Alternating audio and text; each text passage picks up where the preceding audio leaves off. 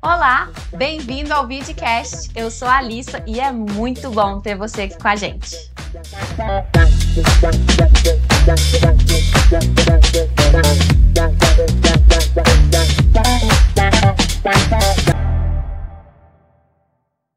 Nesse primeiro episódio do Vidcast, a gente tem um tema muitíssimo especial, especialmente por causa da nossa igreja, que foi fundada em cima desses versículos que a gente vai conversar.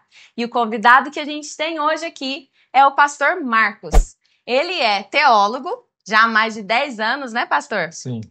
E também é bombeiro nas horas vagas.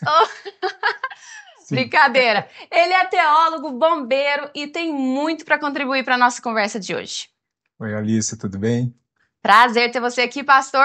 E para inaugurar a nossa conversa, eu trouxe aqui para a gente deixar aqui na mesinha algo que tem tudo a ver com o que a gente vai falar, que são frutos. O tema é frutos que permanecem. Pastor, explica um pouquinho para a gente a respeito desse contexto bíblico, né? O que a gente vai falar hoje? Então, a palavra fruto, né, ela é muito presente na Bíblia como um todo, mas traduzindo isso dentro daquilo que a nossa igreja ela representa, e desde a sua fundação no ano de 2003, nós temos aí como base o texto de João 15. João 15, para ser mais específico, do versículo 1 até o 17. E é interessante que Jesus ele fala neste texto que ele é a videira verdadeira e o Pai, Deus Pai, é o agricultor. E nós somos os ramos que estamos ligados nessa videira. Em que contexto que ele falou isso? Assim, foi onde? Foi ao final da trajetória de Jesus? Como é que foi isso? É interessante que desde o capítulo 13 de João, Jesus ele está à mesa com seus discípulos. É uma preparação para a última ceia antes da morte de Cristo. E o que me chama a atenção é que Jesus ele é muito pedagógico, sabe? Quando ele vai tratar dessa temática, porque como ele estava ali na reta final da sua vida, é como se ele tivesse feito um estudo intensivo. Um beabá para deixar para o pessoal. Uma coisa que me veio à mente é que tiveram algumas vezes, por exemplo, quando eu era adolescente, que meus pais viajavam, sabe? E aí, o que eles faziam? Toda vez que eles saíam de viagem, eles sentavam comigo, aí passavam as instruções, o que podia, o que não podia fazer. Lembra de trancar a porta? Sim, lembra de trancar a porta, não vai dormir tarde, né? Deixava um pouco de dinheiro para poder comprar alguma coisa. E eu acho que Jesus, ele quis fazer isso, ele estava saindo, ele estava indo embora. E ele precisava de ter aquela instrução final com seus discípulos. E ele faz isso de modo muito intensivo na mesa. E é justamente quando ele lança essa metáfora, né, uma figura de linguagem que ele vai usar para construir que nós somos ramos ligados na videira. E ele é essa videira. E quem cuida da videira, quem cuida desses ramos é o Pai. E aí ele fala de frutos, né? Então, se ele está falando de frutos, o que é realmente frutificar para um cristão?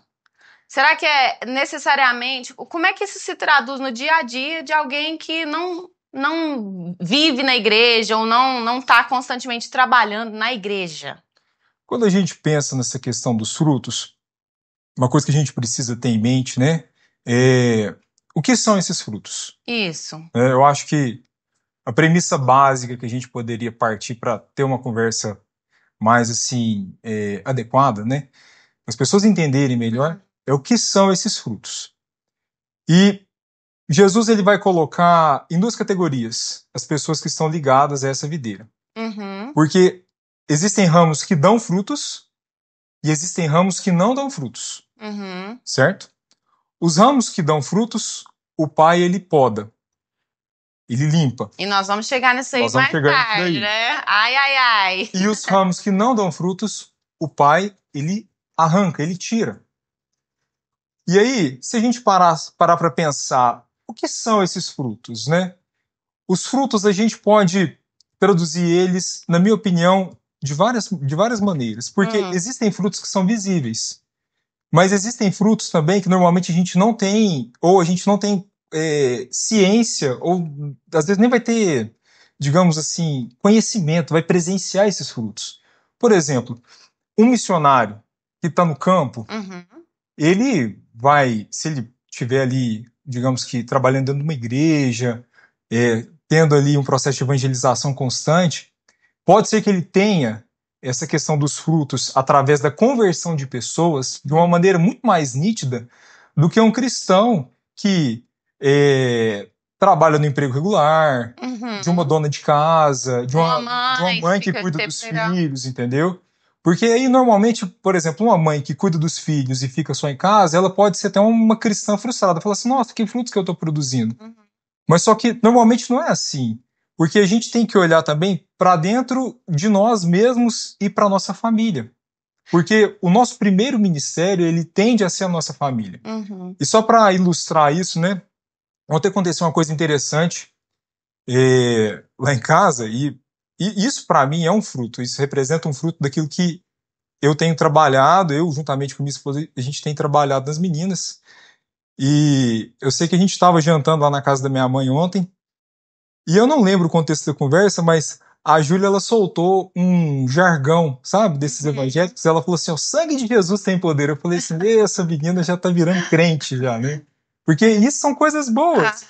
Então, assim, que a própria criança ela já vai desenvolvendo. Então, esse é um tipo de fruto que ele é considerado. A gente tem que ter isso na nossa mente. Aquilo que a gente trabalha dentro das nossas casas, no nosso ambiente de trabalho, com outras pessoas.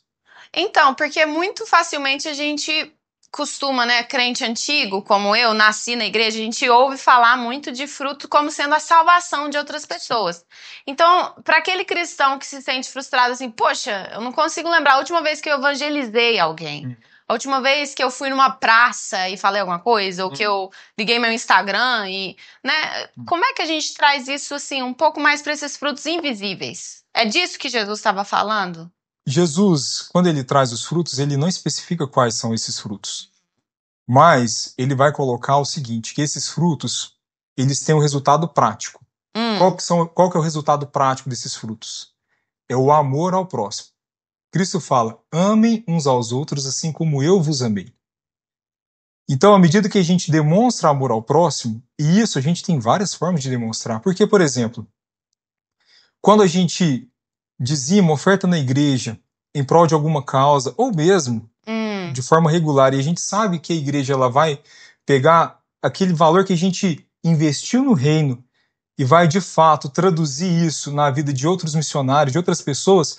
Isso aí, é um fruto. O fruto que aquele missionário está produzindo no ministério dele também é um fruto meu. É um fruto de quem está ajudando nisso, mesmo que de maneira indireta. Porque se não houvesse o sustento da igreja, aquele missionário ele não conseguiria fazer isso. Então, nós não podemos nos crucificar, nos punir, se a gente não está fazendo isso de modo direto. É lógico que à medida que a gente vai caminhando e à medida que até a igreja vai proporcionando isso, e a gente consegue participar de, às vezes, algum ministério evangelístico, de algum ministério com crianças, esses frutos a gente vai conseguindo ver eles mais na prática e de modo mais direto na nossa vida. Né? E o convite de Cristo é justamente também para que a gente se envolva cada vez mais dessa forma. E assim, pastor, agora uma pergunta que a gente vai puxar mais assim, pro meu lado pessoal e pro seu. Já teve alguma vez na sua vida que você se sentiu infrutífero? Ou que você se sentiu não dando tanto fruto assim? Pra gente conseguir falar com as pessoas que talvez estão nessa situação, os cristãos que estão nessa situação. Mas muitas vezes, assim, eu acredito que um dos piores problemas que a gente tem no reino de Deus é a frustração. Principalmente na nossa vida, porque às vezes a gente tem a tendência de achar que porque virou crente, a gente entrou no modo de perfeição, entendeu? Exatamente. Sou crente agora, a partir do outro dia, tudo perfeito. Então, assim, eu não tenho mais problemas no casamento, eu não tenho mais problemas com meus filhos, eu não posso mais ter problema no trânsito, eu não posso mais ter problemas financeiros, né? A minha vida agora, ela é uma vida holy, holy, holy. E não é assim. Não é. A grande questão é que a vida, ela continua. Mesmo que o nosso coração ele seja um coração salvo, a nossa alma, né, o nosso espírito ele foi transformado, nós continuamos num corpo pecaminoso. Então, o meu temperamento ele não vai mudar. Quem eu sou, a minha identidade não vai mudar, mas vai ser aperfeiçoada. O meu caráter muda. O meu caráter muda, mas ele não muda também de modo instantâneo. Sim. É uma transformação dia a dia. É um aperfeiçoamento, é um processo, sabe? E aí, eu acho que Jesus, quando ele usou essa metáfora dos frutos, ele foi cirúrgico nisso. Porque existem árvores que o fruto dela, para ele nascer, é algo rápido, né? Assim, a gente pega aí um ciclo de 6 meses, 3 meses. Mas existem árvores que o fruto dela é um fruto mais trabalhoso. E a árvore? O figo lá de Dubai, por exemplo, lá do Oriente Médio, eu acho que ele dá, em 100 anos, ele dá um fruto. Então, por isso que se torna uma mercadoria super cara, né? Por causa dessa... Sim. As tâmaras também são... Tâmara, não é figo, não. São outros, né, que elas demoram um pouco para poder começar a frutificar. Sim. Só que não significa que a árvore não está trabalhando. A árvore está trabalhando, ela está produzindo, só que o fruto ele não está aparente, ele não está evidente, não consegue ver. E assim, a gente pode perceber isso na nossa vida. Você está trabalhando no seu caráter, você está trabalhando na sua rotina, isso é feito através da oração, aquilo que a gente chama de disciplinas espirituais, né? Eu ia perguntar isso mesmo. Então, assim, a gente começa a trabalhar na oração, na leitura da palavra, deixando com que essa obrigação, porque no começo isso a gente faz mais por obrigação, e sempre é complicado, que essa obrigação de ler e orar e tentar tratar as pessoas com amor. Né? Disciplina. Sim, é disciplina. Isso, à medida que a gente vai tendo essa rotina, isso vai se tornando um hábito. À medida que esse hábito ele vai se tornando uma constante na nossa vida, esse hábito ele muda o nosso caráter. Então, pastor, o que você diria para um cristão que talvez esteja se sentindo meio frio, né? Não tá vendo esses frutos, ou esses frutos estão demorando a chegar, o cara persiste, né? Vai à igreja, vai na reunião de oração, lê lá a rotina. Qual conselho você daria para esse cristão que está se sentindo sem frutos? A primeira coisa é não desistir. Perseverar. Aqueles que foram salvos, que foram escolhidos, eles perseverarão até o final. Então a gente tem que acreditar nessa mensagem de que isso vai acontecer de fato.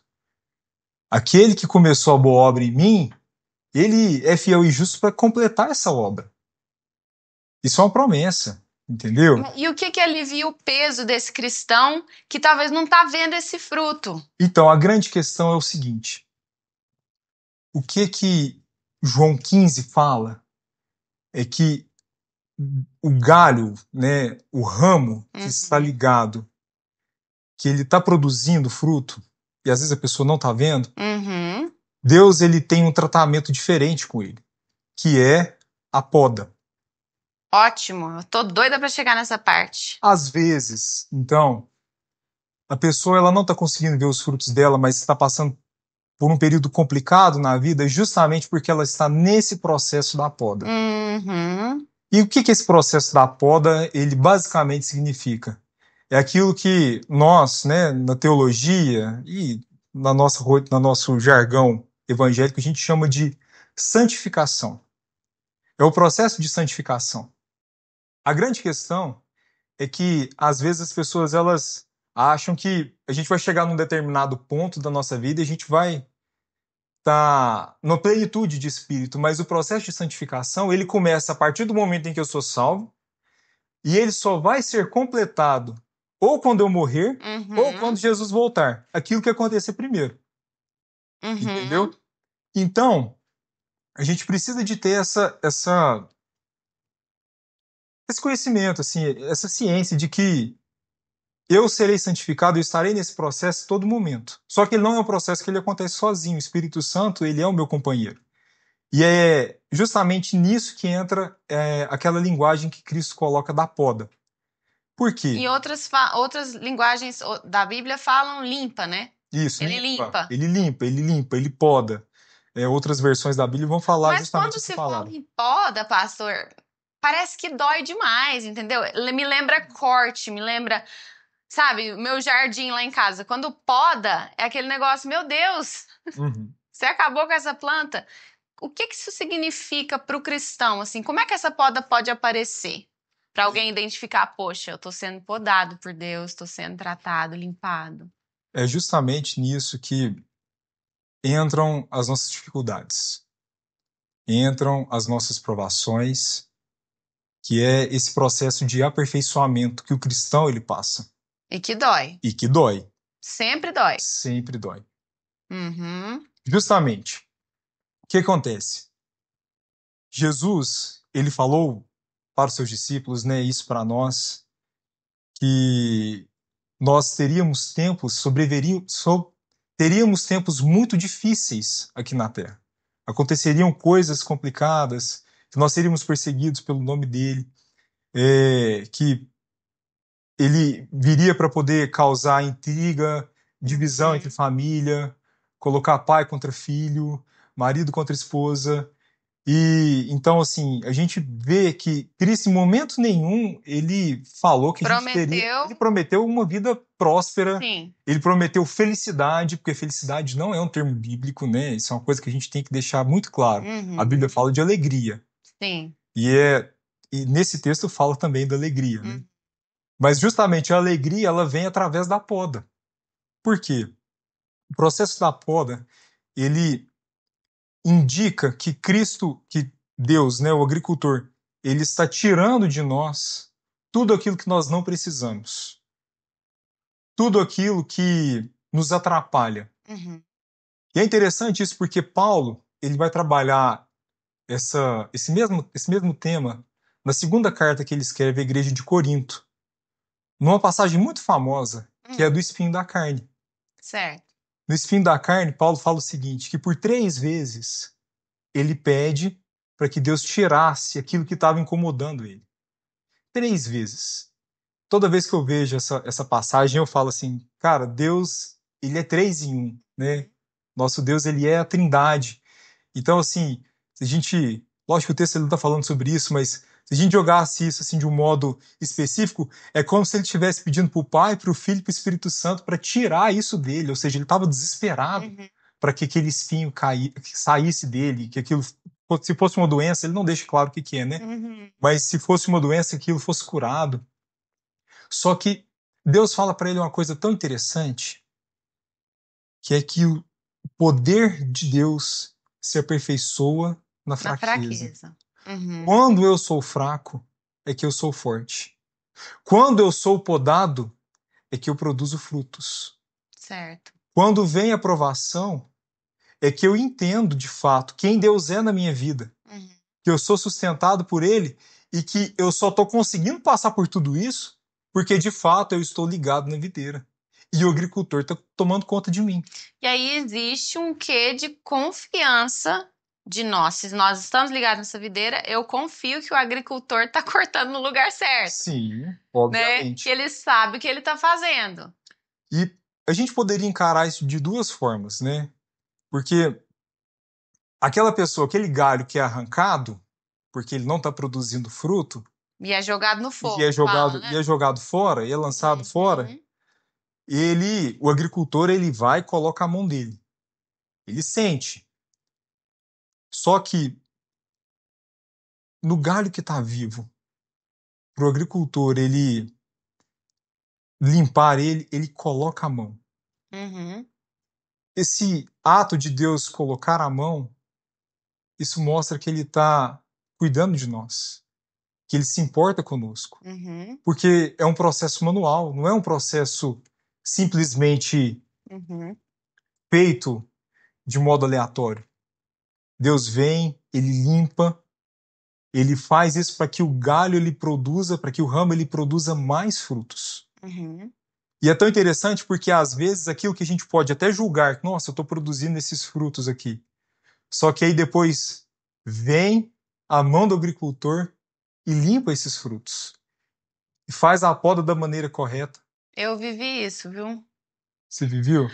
Quando a gente estava na Suíça, fazendo missões de tempo integral, e depois de consultar outras pessoas, né, e orar muito, passamos um período difícil, Deus nos mandou voltar ao Brasil.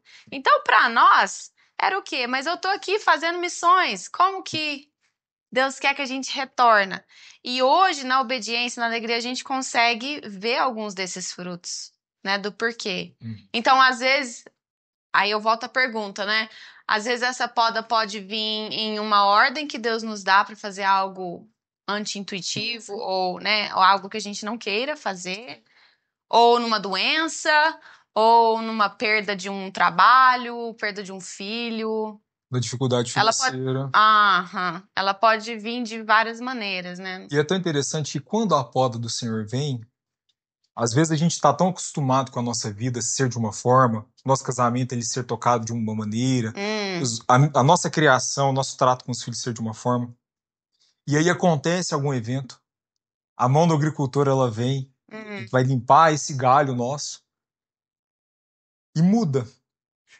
A gente está acostumado, por exemplo, com o nosso casamento de um jeito, mas vem a poda, vem aquela, às vezes uma briga, às vezes algum evento que acontece dentro da nossa casa e muda a nossa relação.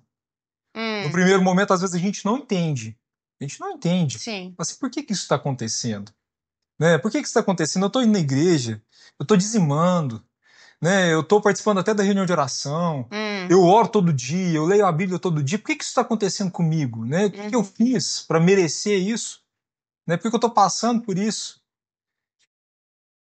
Mas quando esse processo termina e tudo caminha e a gente persevera nessa promessa de Deus, de que Ele está limpando a gente para produzir mais frutos, Deus, a gente consegue entender por que Deus ele deixou a gente passar por isso, passar por essa situação complicada. E isso é maravilhoso. E outra coisa que você, só linkando o que você falou a respeito, né, dos frutos, é que às vezes a gente tem os frutos visíveis, só que o nosso fruto, às vezes ele é produzido para ter, digamos que, um outro efeito. Porque na videira, a uva que é produzida, o agricultor ele vem, ele pega essa uva, ele lança ela no lagar e amassa, para ela ser esmagada, para ela virar o vinho. Ai, ai. Será que a gente está disposto a abrir mão dos nossos frutos para que eles sejam esmagados para virar algo melhor? Por exemplo, seus filhos são seus frutos. Será que você está disposto a seus filhos serem esmagados? Deles, às vezes, não fazerem uma faculdade regular, entendeu? Sim. E se tornarem missionários, pastores, ou alguma coisa nesse sentido, para que Deus ele transforme eles em uma coisa muito melhor. São coisas que às vezes a gente tem que pensar, até se eu quero deixar com que o agricultor ele me pode, ele limpe, ele tire esses frutos de mim para que eu possa produzir outros. E assim, pastor, essa ilustração da videira, você consegue teologicamente fazer alguma conexão com o congregar, com o estar junto de outras pessoas? Ou esse texto em especial, ele é apenas voltado para a minha comunhão com Cristo, com Deus como agricultor, eu ligada nessa videira? Você consegue orientar? Porque aí tem muita gente que pensa assim, não, na verdade a pergunta é, o papel da comunidade interfere no meu crescimento, no meu fruto? Como é que a gente faz isso? Nós como igreja, por exemplo. A gente pegar a metáfora, né, e analisar ela de uma forma bem assim detalhada, você dificilmente vai ver uma parreira com apenas um galho frutificando. Uma parreira, normalmente, ela é uma árvore que a gente chama de trepadeira, então ela vai crescendo, ela é uma árvore, ela é uma planta aérea, e dali vai nascendo vários cachos, vai tendo vários ramos. E eu acho que Jesus ele usa justamente este exemplo porque é uma árvore que possui muitos ramos. Entendeu? Cristo, ele criou a igreja, né, através dos apóstolos e do Espírito Santo, com o foco da gente ter aonde exercitar esse amor. Então eu não consigo enxergar um lugar melhor para a gente produzir fruto, para a gente testar fruto e para a gente ser podado do que a igreja. A igreja é o melhor lugar para isso. Porque às vezes eu não estou num processo de poda ali naquele momento, né? O agricultor me deu uma folga, mas você tá. E aí a gente consegue suportar um ao outro, a gente consegue amar um ao outro dessa forma. Eu te ajudando no seu momento de poda. E quando você estiver no momento de poda, você me ajuda. Sim. Isso. Essa pergunta é muito chave, porque em momentos que eu passei pela poda de Deus, eu consigo apontar para irmãos, família da igreja, que me ajudaram, que fizeram uma oração por mim, que eu compartilhei alguma coisa e a pessoa me deu suporte, me perdoou, desabafei com a pessoa. Então, assim, eu vejo, criada em igreja, eu vejo a igreja como um local que essa poda se torna menos pesada. Sim. Porque é justamente o que você disse, né? Justamente. E eu acho até interessante porque Cristo, ele, em uma das suas várias passagens, né, ele fala pra gente tomar o jugo dele, que o jugo dele é leve e suave. Só que essa questão do jugo é que Cristo ele caminharia ao nosso lado e a gente conseguiria carregar esse fardo da vida nossa, que é um fardo pesado. Acho que a vida de ninguém é fácil. Né? Ninguém tem uma vida assim, nossa, minha vida é tranquila, assim. Cada um tem as suas dificuldades. Entendeu? Para mim, o que é dificuldade, às vezes não é dificuldade para você, mas cada um tem as suas dificuldades. Cada um tem aquilo que enfrenta. Só que eu vejo que Cristo, quando ele fala isso, de fato, né? Ele está conosco, ele vive em nós, né? Através do Espírito Santo. Só que eu acho que ele também ele coloca os irmãos para serem os seus representantes nesse carregar o jugo. Então, o ser Cristo na vida do outro, amar um ao outro assim como eu os amei, é ajudar o seu irmão a carregar o fardo dele. Às vezes você não está dando conta do seu, mas se você se dispuser a carregar o outro, o fardo do outro, ajudar ele no caso, o seu fica mais leve. São coisas Legal. Que aí mais tarde nessa passagem ele fala, né? Deixa eu até resgatar aqui, que ele diz assim: o meu mandamento é este, que vocês amem uns aos outros assim como eu os amei. E aí eu anotei até uma perguntinha, eu falei assim: traduz isso para nós, o que é amar como Jesus amou? Qual que foi o maior ato de amor de Jesus? Sacrifício, né? O sacrifício na cruz. E é interessante isso porque Paulo ele vai ilustrar isso dentro do casamento, para que o marido ame a sua esposa assim como Cristo amou a igreja. E o amor de Cristo pela igreja ele é um amor sacrificial. E Jesus ele traz isso agora num espectro maior. Para a gente ter esse amor sacrificial um com o outro.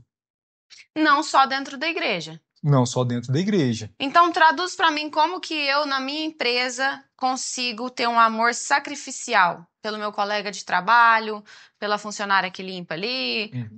Como é que isso se traduz? O amor sacrificial, às vezes a gente pensa nele de ser algo assim, eu morreria por fulano.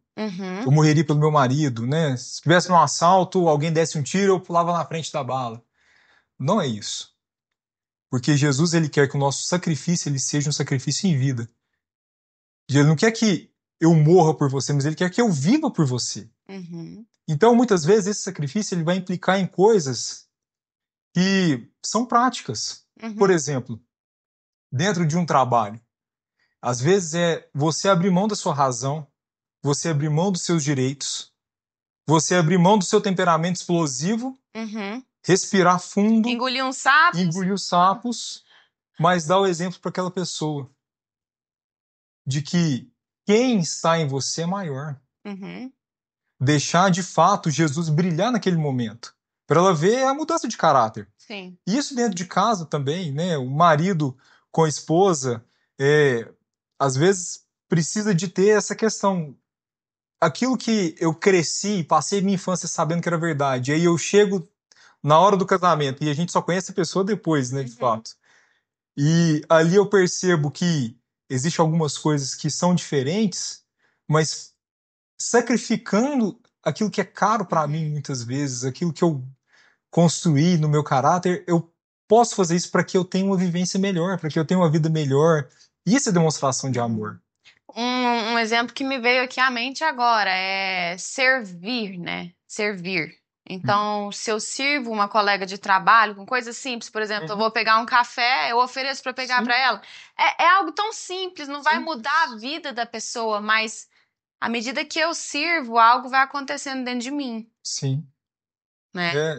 Assim, o crente ele precisa de mudar algumas coisas, né? Assim, a gente normalmente tem o nosso temperamento. Tem gente que é mais chata, tem gente que é mais legal, né? Você é uma pessoa mais legal, eu sou uma pessoa mais chata. Não tem problema com isso. Mas a gente pode ser simpático. Sim. A gente pode ser educado, né? Gentil. Gentil. A gente pode muitas vezes passar por cima de algumas coisas que não são tão relevantes e que poderia causar algum tipo de confusão no nosso ambiente de trabalho, no trânsito, entendeu? Na nossa vida. Sim. Às vezes, até com os nossos filhos, a gente precisa de ter essa, vamos colocar uma palavra aqui, parcimônia Meu com Deus, a nossa disciplina. A gente ter temperança, a gente colocar a coisa na medida certa. E a gente só consegue fazer isso, né? É um exercício, à né? medida que a gente vai tendo uma vivência com a palavra, com a oração e com os outros irmãos na igreja. Entendi. Aí, legal demais, porque entra aquele elemento que eu tava em dúvida, né? Sobre essa comunhão, essa convivência com outros irmãos, a gente vê erros, acertos e a gente vai se corrigindo, né? Sim. Mas também, quando Jesus falou que longe de mim, né, vocês não podem dar frutos, aquela pessoa que também tá frustrada assim, poxa, eu não tô produzindo fruto, eu não tô produzindo fruto, né, eu preciso ser mais calmo. Isso aí só vem se a gente estiver nele. É um processo. Por mim mesma, Não. vai ser muito difícil me Jesus mudar. ele fala assim que sem mim vocês não podem fazer nada.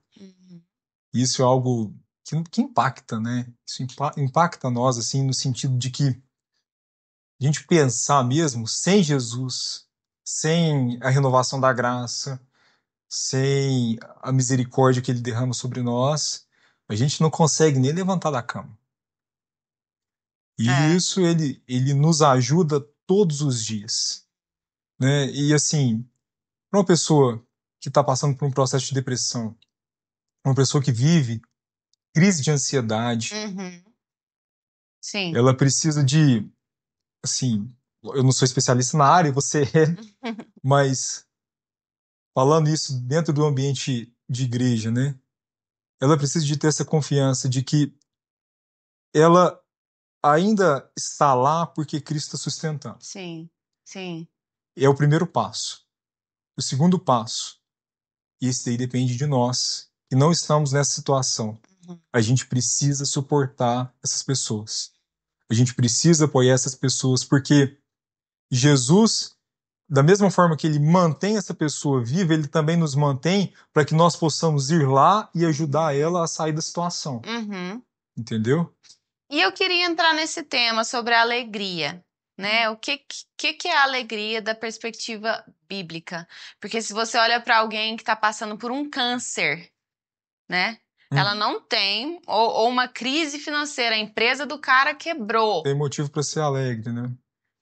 Como que? Porque o texto fala sobre alegria, né? Explica um pouquinho a respeito disso, assim, para quem está ouvindo e talvez está passando um momento em que nas circunstâncias ela não consegue achar aquela alegria. A alegria, ela está ligada com algo muito maravilhoso, que eu gosto mais dessa palavra, que é o contentamento. E Paulo, em Filipenses, capítulo 4, se eu não me engano, ele fala o seguinte, que eu aprendi a estar contente Em toda e qualquer situação. toda e qualquer situação. E a alegria verdadeira é justamente essa. É que, independente da situação, se eu estiver com Cristo, eu sei que eu vou conseguir passar por ela, mesmo que o fim dessa situação terrível seja a morte, que é no caso de alguém que está com câncer. E a gente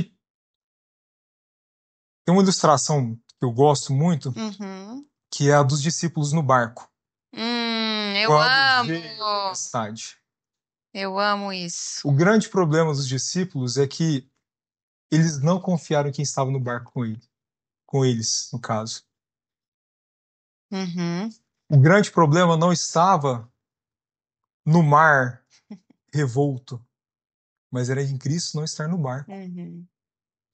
Eu vi uma ilustração, pastor, um dia, que era um desenho de uma mulher chorando, e aí escreveu assim: às vezes Deus não acalma a tempestade, ele acalma a sua criança, o seu filho. Sim. Então, parte dessa alegria, quando eu penso nas minhas experiências, vem muito assim: tá chovendo, tá ventando, as ondas estão batendo contra a gente, mas eu sei com quem que eu tô. Sim. Então, às vezes, ele não acalma a tempestade, mas ele acalma o filho. Sim. Que tá passando pela tempestade. Sim. Porque às vezes a tempestade ela é necessária. Sim. Né? A poda ela é necessária. Mas aí, a partir do momento que a gente, de fato, confia que nós estamos com Ele, que Ele está com a gente no barco, que a gente está ligado na videira, que é Ele quem está cuidando de tudo, que o processo está no controle dele, a gente consegue ter esse contentamento e a gente consegue ter essa alegria, que é uma alegria verdadeira. Porque é uma alegria, Alissa, que ela não está baseada na circunstância. Ela não é uma circunstância, assim, você não precisa de viajar para você ser feliz, você não precisa de estar com uma conta cheia de dinheiro para você ser feliz, você não precisa de trocar de carro, de ter uma casa maior, de ter filhos super educados, bonitinhos, que sentam lá, parecem um bonequinho de porcelana. Você não precisa disso. Você só precisa dele. O restante, a gente vai trabalhando, a gente vai aperfeiçoando. Até porque não é incomum a gente encontrar pessoas que têm muito e estão indo para a clínica de reabilitação, estão suicidando, né? Assim, não, realmente não tá no que a gente tem, né? Mas então, o que que o cristão tem que pode manter essa alegria e que o não cristão talvez não tenha? O que que nós cristãos somos nessa ilustração aí da videira, né? Conectado a essa videira, o que que nos mantém alegres? O que nos mantém alegres, primeiro, é o estar em união com Cristo, saber que nós estamos conectados com Ele. Esse é o ponto principal. Porque sem Ele não existe essa alegria, não existe contentamento.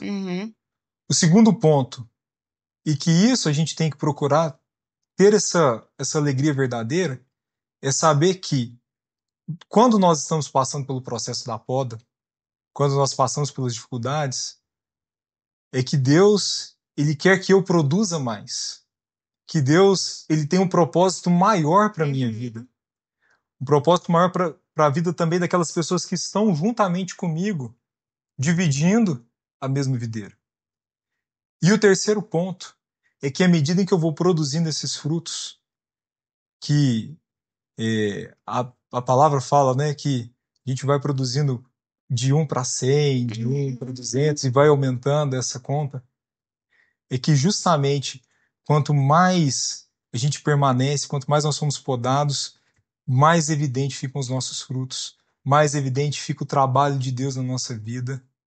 E assim, e esses frutos a gente vai entendendo que eles não necessariamente têm que estar dentro daquele espectro assim, salvei 100 pessoas, salvei 150 pessoas, até porque a gente não salva ninguém. Não é só salvação. Mas é justamente naquilo que traz sentido para a nossa vida. Não é uma vida vazia, não é uma vida que a gente vive por viver, mas a gente vive por um propósito maior, que é glorificar a Deus em primeiro lugar. Pastor Marcos, muito obrigada, viu, pela sua contribuição. Eu tenho certeza que para quem vai assistir essa nossa conversa os frutos virão dessa nossa conversa, né? Amém. Se Deus quiser. Assim esperamos, né? Foi um prazer muito grande, né? A gente iniciando esse projeto muito bom da nossa igreja, né? E para a gente encerrar, eu queria fazer uma breve oração. Vamos. A Deus abençoar. Amém. Senhor nosso Deus, nosso Pai, te agradecemos, Senhor, porque em todas as coisas o Senhor é bom. E oramos, Deus, agora neste momento, esperando que o Senhor nos mantenha unidos a Cristo, conectados nessa videira. Senhor, que o Senhor nos ajude a passar pelo processo da poda. Que a tua mão, Pai, ela venha sobre nós, nos limpe, mas que o Senhor também nos sustente com ela, em nome de Jesus. Para que possamos produzir frutos à medida que o Senhor quiser, Pai. Que o Senhor tenha para nós a plena satisfação, o pleno contentamento, a plena alegria de simplesmente estarmos com Cristo e vivermos, Deus, uns com os outros na nossa igreja, na nossa comunidade, na nossa família. E que o Senhor nos ensine, Deus, em nome de Jesus, assim como o Senhor nos amou, a amar o nosso próximo. Essa é a minha oração, em nome de Jesus. Amém. Amém.